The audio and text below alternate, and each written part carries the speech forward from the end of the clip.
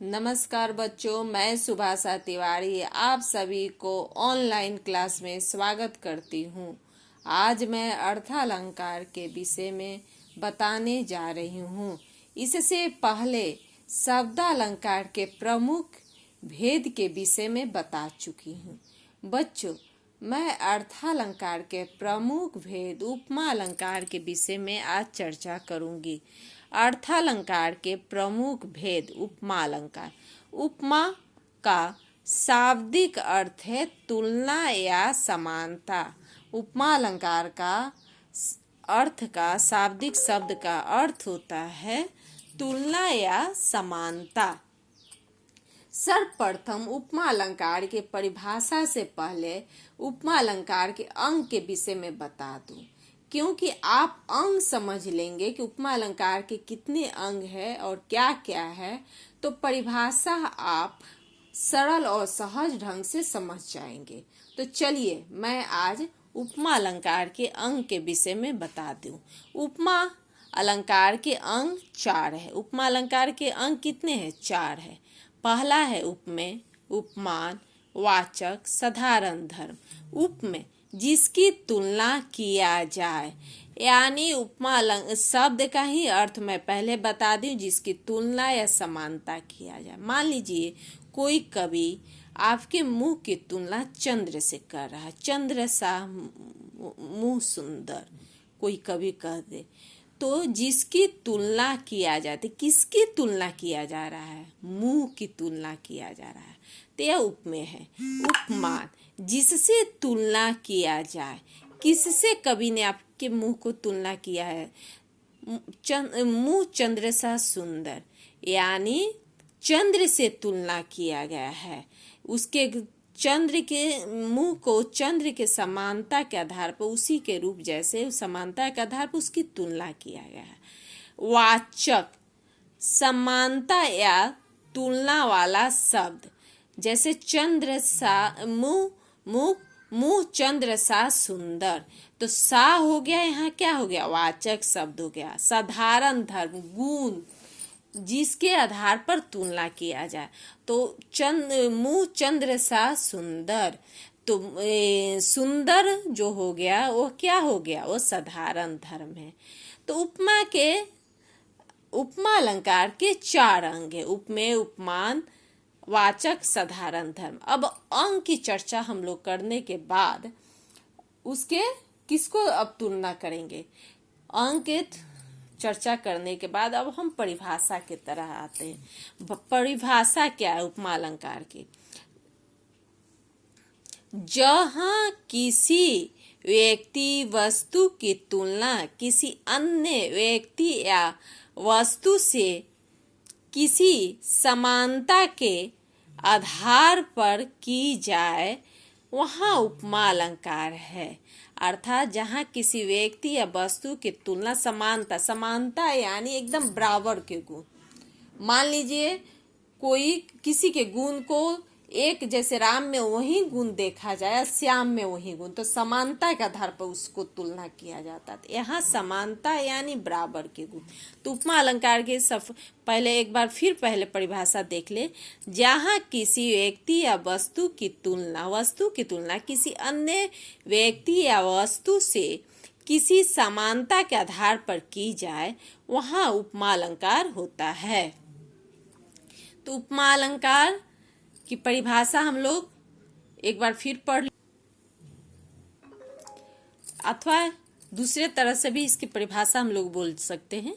जहां पर उपमेय की उपमान से तुलना किया जाए उसे उपमा अलंकार। उपमेय हम लोग क्या बताए थे? अभी उपमेय बताए थे जिसकी तुलना किया। तो मान लीजिए कि यहाँ उपमेय जिसकी तुलना किया जाए, तो उपमेय की उपमान से तुलना किया जाए, यानी उदाहरण भी समझाए थे। कोई कवि आपके मुंह की तुलना मान लीजिए चंद्र से करता है, तो मुंह चंद्र सा सुंदर, तो मुंह हो गया उपमेय हो गया, और उपमान क्या हो गया? चंद्र हो गया। उदाहरण देखिए, हरि पद कोमल कमल से। यहाँ बच्चों पहले ही हम लोग जैसे बताई हूँ कि अर्थालंकार। तो किसी भी अलंकार की परिभाषा को समझे, उदाहरण को समझने के लिए उसके अर्थ को समझ ले कि कवि क्या कहना चाह रहा है। तो कवि यहाँ कह रहे हैं कि यहाँ हरि भगवान, हरि यानी हरि, हरि पद कोमल कमल से, हरि यानी भगवान के पैरों को कमल के समान कोमल बताया गया है। तो इसलिए जब समानता के आधार पर तुलना किया जाए, उसी के समान माना जाए, तब क्या कहा जाएगा? उपमा अलंकार। उपमा अलंकार में इसमें देखिए, उपमेय क्या है? हरि के पैर, जिसकी तुलना किया जाए, माने किसकी तुलना किया जा रहा है? हरि के पैर का। उपमान क्या है? किससे तुलना किया गया है? तो इस कमल से तुलना किया गया है। वाचक शब्द क्या है? से है। साधारण धर्म क्या है? कैसा गुण के आधार पर उसका तुलना किया गया? तो कोमल, जैसे कमल कोमल होता है, ऐसे ही हरि पद, हरि के पैर भी कोमल होता है। तो साधारण धर्म कोमल है। दूसरा एक उदाहरण देखिए, पीपर पात सरिस मंडोला। उदाहरण में मन को पीपर के पत्ते की तरह हिलता हुआ बताया जा रहा है। इस पंक्ति का अर्थ यही है कि मन को पीपर के पत्ते के तरह हिलता हुआ बताया जा रहा है। तो उपमेय क्या है? किसकी तुलना की गई है? जिसकी तुलना की गई है तो मन की। किससे की गई है? किसके गुण से की गई है? तो पीपर पा, जैसे पीपर का पत्ता इसी तरह ऐसे ऐसे हिलता है, उसी तरह मन भी हिलता है। डोला, डोला क्या है? डोला यानी हिलना। तो कौन सा गुण को तुलना किया गया है? तो ये साधारण धर्म डोला होगा। उसके बाद सरीस, वाचक शब्द सरीस है। तीसरा उदाहरण देखिए, नील गगन सा शांत हृदय था सो रहा। नील गगन सा शांत हृदय क्या कर रहा? हमारा नील गगन सा शांत हृदय सो रहा। तो यहाँ भी उपमेय क्या हुआ? हृदय हुआ। उपमान क्या हुआ? नील गगन हुआ। शांत धर्म के, साधारण धर्म क्या हुआ? शांत हुआ। और वाचक शब्द क्या हुआ? ट्रिक। अब बच्चों में एक ट्रिक दे रही हूँ। ये ट्रिक ये नहीं बोलूंगी कि सभी में होगा, लेकिन 90% पंक्ति में ये ट्रिक उपमा अलंकार का आप लोग का काम आ जाएगा और थोड़ा बहुत इजी हो जाएगा। देखिए ट्रिक क्या है। जब किसी व्यक्ति पंक्ति में, काव्य पंक्ति में सा, स, सी, से, सम, समान, सह, सरिस, सो, तुल इत्यादि आए, तब उपमा अलंकार होता है। यानी जो मैं वाचक शब्द समझाई हूँ, सा हो, सी हो, समान हो इत्यादि आता है, तो समझ जाइए कि उपमा अलंकार।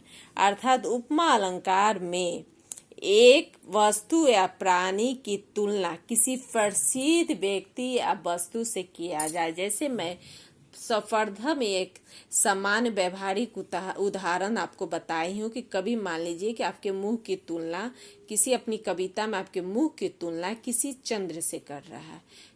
मुंह चंद्र सा सुंदर, तो यहाँ चंद्रमा को सुंदर कहा जाता है। उसी के आधार पर चंद्रमा सुंदरता के लिए प्रसिद्ध है, उसी के आधार पर इसे भी सुंदर कहा गया है।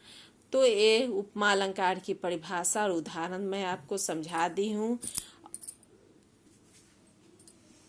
अब मैं रूपक अलंकार के विषय में बताने जा रही। रूपक अलंकार भी अर्थालंकार का एक प्रमुख भेद है। रूपक का शाब्दिक अर्थ है किसी के रूप की प्रतिकृति, अर्थात वही रूप।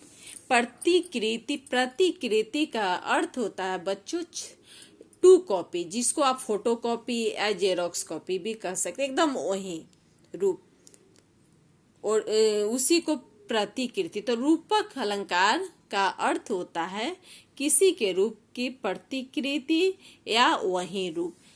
परिभाषा देखिए, जहां गुण को अत्यंत समानता दर्शाने के लिए उस उपमेय और उपमान अर्थात एक कर दिया जाए। जहां गुण के, यानी किसी के गुण को, गुण मान लीजिए सुंदरता को या कोमलता को दर्शाने के लिए दूसरे के भी वस्तु या व्यक्ति में दर्शाने के लिए एक कर दिया जाए, कोई उसमें तनिक भी तुलना या अंतर नहीं रहे, एकदम उसी के रूप मान लिया जाता है, तो रूपक अलंकार होता है। दूसरे शब्दों में हम यह भी कह सकते हैं, दूसरे शब्दों में उपमान को उपमेय पर आरोपित कर दिया जाए, वहाँ रूपक अलंकार है। यानी उपमान को उपमेय पर आरोपित माने उसी के रूप पर रख दिया जाए, वही क्या हो जाएगा, रूपक अलंकार। तो रूपक अलंकार की परिभाषा है जहाँ किसी के गुण के अत्यंत समानता दर्शाने, किसी के गुण को दूसरे किसी वस्तु या व्यक्ति के गुणों पर आरोपित कर दिया जाए, उसे रूपक अलंकार है। अब इसमें भी आपको उपमेय और उपमान में, उपमेय क्या होता है, जिसकी उपमा दी जाए। उपमेय क्या होता है, जिसकी उपमा दी जाए या समानता दी जाए। यह ज्यादातर उपमेय रूपक अलंकार में मानवीय वस्तुएं रहता, मनुष्य की वस्तुएं रहता है। उपमान, जिससे उपमा दी जाए, यह प्राकृतिक वस्तु रहता है। मान लीजिए उदाहरण, चरण कमल बंदो हरिराई। उपमेय क्या है, जिसकी उपमा दी जाती है। यहाँ किसकी उपमा दी जा रही है, किसके गुणों को किसके माने किया जा रहा है, तो उपमेय चरण हो गया। किसके उपमान, तो देखिए चरण हो गया, पहले ही बताई हूँ मानवीय वस्तु, मनुष्य का चरण है, ईश्वर का चरण है, तो मनुष्य के मानवीय वस्तु है। उपमान क्या हो गया, कमल, प्राकृतिक वस्तु, कमल यहाँ प्राकृतिक वस्तु हो गया, उपमान हो गया। अर्थात चरण को कमल मान लिया गया, एकदम कमल मान लिया। यहाँ देखिए बच्चों, आप ध्यान दीजिएगा, उदाहरण में चरण कमल, बीच में किस चिन्ह का प्रयोग है, योजक चिन्ह का प्रयोग। तो रूपक अलंकार में अधिकांश उदाहरण में हम लोग 90% उदाहरण में देखेंगे कि रूपक अलंकार में, यह नहीं कह रही को 100% उदाहरण ही होता, लेकिन 90% उदाहरण में योजक चिन्ह का प्रयोग होता है। और योजक चिन्ह का प्रयोग होने से समझ जाएंगे कि रूपक अलंकार है। दूसरा एक उदाहरण देखिए, पायो जी मैंने राम रतन धन पायो। यहाँ रतन के रूप में राम पाया जा रहा है, रतन यानी धन, नवरत्न जो है उसके रूप में वह राम पाया जा रहा है। तो राम क्या है, उपमेय हो गया, रतन क्या है, उपमान हो गया, अर्थात रूपक अलंकार है। मया मैं तो चंद्र खिलौने ले हूँ, यहाँ चंद्र क्या हो गया, उपमान हो गया, खिलौना क्या है, उपमेय है। अर्थात रूपक अलंकार उसे कहते हैं जहाँ उपमेय की उपमान से भेद रहित, यानी कोई अंतर नहीं हो, वहीं पर रूपक अलंकार कहते हैं। एकदम उसका प्रतिकृति है, एक के गुण को दूसरे के गुणों में प्रतिकृति के रूप में दिखाया जाए तो रूपक अलंकार है। बच्चों, मैं अपनी वाणी को यहीं पर विराम देती हूँ और आशा करती हूँ कि आप सभी को समझ में आ गया होगा। नहीं समझ में आए तो मुझसे आप पुनः पूछ लीजिए, और समझ में आए तो आप जरूर इस वीडियो को लाइक भी कीजिएगा। धन्यवाद।